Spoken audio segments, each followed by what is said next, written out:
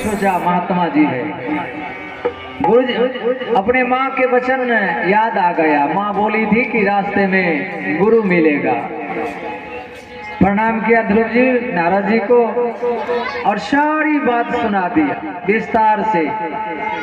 नारद जी जब पूछा कि बेटा तुम कौन हो, कहाँ जा रहे हो, तो ध्रुव जी ने सारी बात बता दिया कि ऋषिवर मेरी माँ कान पकड़ करके मुझे उठा दी और कहती है कि भगवत प्राप्ति करो, तो मैं भगवत प्राप्ति करने के लिए ही जा रहा हूँ। नारद जी थोड़ा सा मुस्कुराए। बेटा जिसकी खोज में तुम निकल पड़े हो वो साधारण नहीं है। अरे बड़े बड़े मुनि महात्मा मुनयः पदवी यस्यः निसंगेनो जन्म भी, कई जन्म लेना पड़ा बहुतों को, तब जा करके साधना पूरी हुई। जनमा जनमा मुनि जतन कराई, जनमा जन्म मुनि जतन कराई, जनमा जन्म मुनि जतन कराई, जन्म जन्म मुनि जतन कराई, अंत राम मुख आवत नाही, अंत राम मुख आवत नाही। बेटा तपस्या करके अपने आप को बहुतों ने जला लिया, सुखा लिया, लेकिन एक झलक भी नहीं मिल पाया। बड़ा कठिन है वो मार्ग, उन्हें पाना बड़ा कठिन है। वापस चले जाओ वापस। ध्रुव जी कहने लगे हे गुरुवर वापस तो मैं नहीं जाऊंगा, मैं बहुत दुखी हूँ, बहुत पीड़ित हूँ, मैं वापस नहीं जाऊंगा। मौसी के कटु वचन मेरा ये हृदय छलनी कर दिया है। नारद जी कहने लगे बेटा तू तो बहुत अभी छोटा है और इस अवस्था में मान अपमान तो सोचना ही नहीं चाहिए। और फिर भी देखो अगर तकलीफ हो रही है, पीड़ा हो रही है तो समझ लेना दुखे सती पापं क्षीयन्ते सुखे सती पुण्यं क्षीयन्ते। जब दुख हुआ है तो समझ लेना कि पापों का क्षय हो रहा है, जब सुख मिलता है तो समझ लेना कि पुण्य का क्षय हो रहा है। तो बेटा गुणाधिकान मुदं लिप्सेद अनुक्रोशं गुणाधमात्, जो अपने से अधिक गुणवान हो तो उन गुणवानों का आदर करना चाहिए, जो अपने से कम गुणवान हो तो उसके ऊपर स्नेह रखना चाहिए, अपने बराबरी वाले गुण वाले के साथ में मित्रता रखना चाहिए। बेटा वापस चला जाओ। ध्रुव जी कहते हैं कि हे ईश्वर यद्यपि आपका ज्ञान उपदेश अमृत है, लेकिन आपका अमृत तुल्य ज्ञान उपदेश माता के द्वारा बनाए हुए छलनी कटु वचन से जो ये हृदय छलनी हो चुका है उसमें ये ज्ञान उपदेश समा नहीं रहा है। हे मुनिवर भगवत प्राप्ति का आपको उपाय आता हो तो आप बता दो, वरना आप अपने रास्ते जाओ, वापस जाने का तो नाम ही नहीं लूंगा। नारद जी समझ गए चेला तो पक्का है, क्योंकि पहले जमाने के महात्मा लोग जो चेला बनाते थे तो खूब ठोक पीट के जना सब अंधरा में जैसे तौला खरीदे ला, तब आप कहते महंग है तौला से तनिक कहा बहुत दिन भोगले 50-25 रुपया के घैला तौला के 25 बेर ठोके छी। तो महात्मा जे पहले जमाना में महात्मा जे मंत्र देती जे खूब ठोक पीट के जे चेला कच्चा है इसकी पक्का। नारद जी समझ गए चेला तो पक्का है। ध्रुव जी कह बैठे बता दो मोक्ष का मार्ग गुरु जी मैं शरण आया हूँ, बता दो मोक्ष का मार्ग। गुरु जी मैं शरण आया हूँ, बता दो मोक्ष का मार्ग।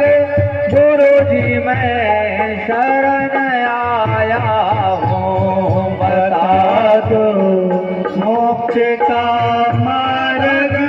गुरु जी मैं शरण आया हूँ, गुरु जी मैं शरण आया हूँ, गुरु जी मैं शरण आया हूँ, गुरु जी मैं शरण आया हूँ, गुरु जी मैं शरण आया हूँ, बता दो मोक्ष का मार्ग। गुरु जी मैं शरण आया हूँ, बता दो मोक्ष का मार्ग। गुरु जी मैं शरण आया हूँ। नारद जी समझ गए पक्का चला है।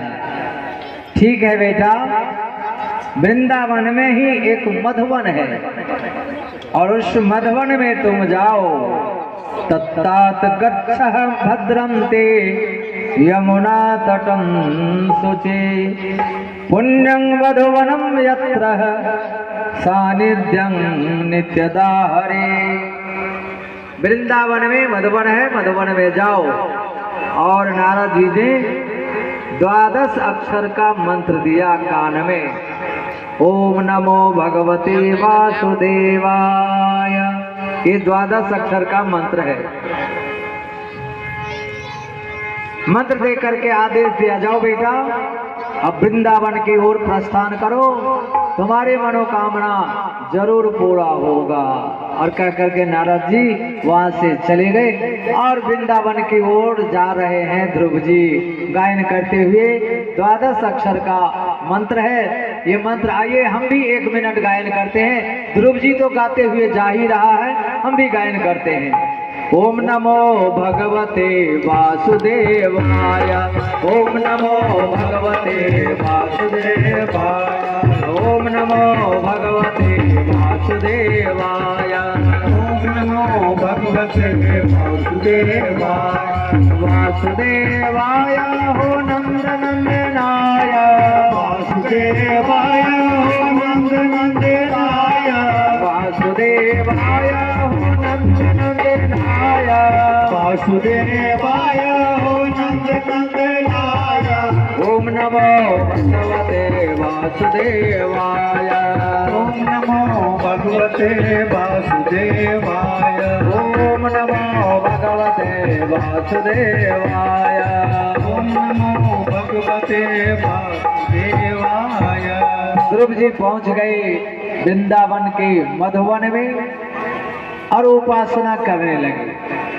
ध्रुव जी 1 महीना तक बैठ करके 3 दिन तक बैठे रहते थे और चौथे दिन उठ करके थोड़ा सा कहीं कुछ फल मिलता तो वो फल खा लेता। बैठे रहो तो मैं हाँ बैठे रहो। 3 दिन तक एक साथ बैठे रहते, चौथे दिन उठ करके कहीं कुछ फल मिला खा लिया, फिर आकर के बैठ गया। इस तरह से 1 महीना बिताया। दूसरे महीना में ध्रुव जी फल खाना छोड़ दिया, 6 दिन तक एक ही आसन पर बैठे रहते थे। 7वें दिन उठ करके कहीं कोई नरम घास का पत्ता खा लिया और फिर आकर के बैठ गया। दूसरा महीना बिताया।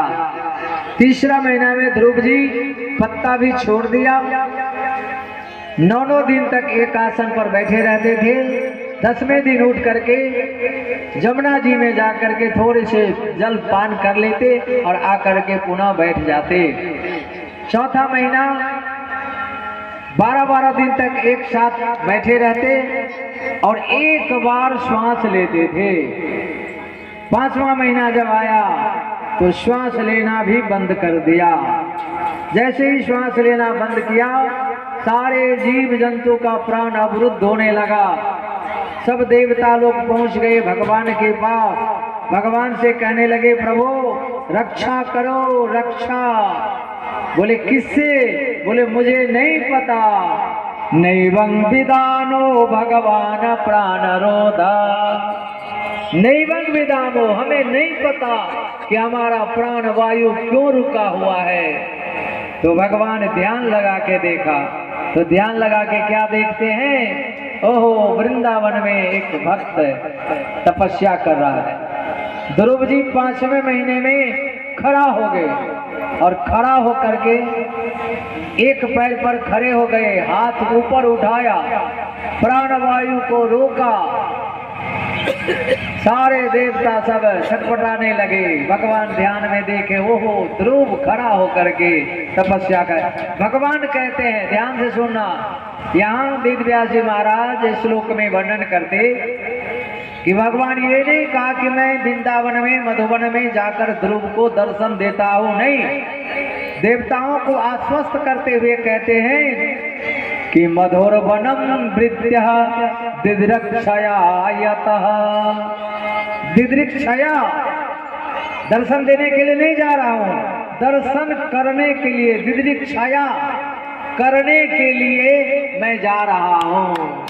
बोल भक्त और भगवान की जय। ऐसे भक्त जिसे भगवान दर्शन करने के लिए आ जा रहे हैं। भगवान दौड़े दौड़े आए ध्रुव के पास में, ध्रुव के सामने में खड़े हैं भगवान, परंतु ध्रुव आंख नहीं खोल रहा है। अब भगवान विचार करते हैं आंख क्यों नहीं खोलता? ओहो, अपना स्वरूप खींच लेता हूँ। तो ध्रुव के हृदय में जो भगवान का स्वरूप था, जो जिसे ध्रुव बिठा रखा था, उस स्वरूप को भगवान खींच लिया। जैसे खींचा कि ध्रुव तिलमिला गया कि ओहो कहाँ गए हो भगवान। सामने में खड़ा देखा, ओहो भगवान साक्षात खड़े हैं। हाथ जोड़ करके मन में सोचने लगा, ओहो जल्दी जल्दी में माता जी से पूछा नहीं कि भगवान का दर्शन होगा तो क्या करूंगा, लेकिन संतों के मुख से सुना हूँ भगवान का वंदना करना होता है, लेकिन वंदना कैसे करूं, स्कूल का तो मुंह देखा भी नहीं। तो भगवान समझ गए ध्रुव जी का भाव, अपना पवित्र कर कमल ध्रुव जी के होठों में लगाया। जैसे ही ध्रुव जी के होठ में लगाया, ध्रुव जी के अंदर में सरस्वती जाग उठी और 12 श्लोक में भागवत के अनुसार वंदना करते हैं। अपन 1-2 श्लोक का ही सारांश लेते हैं।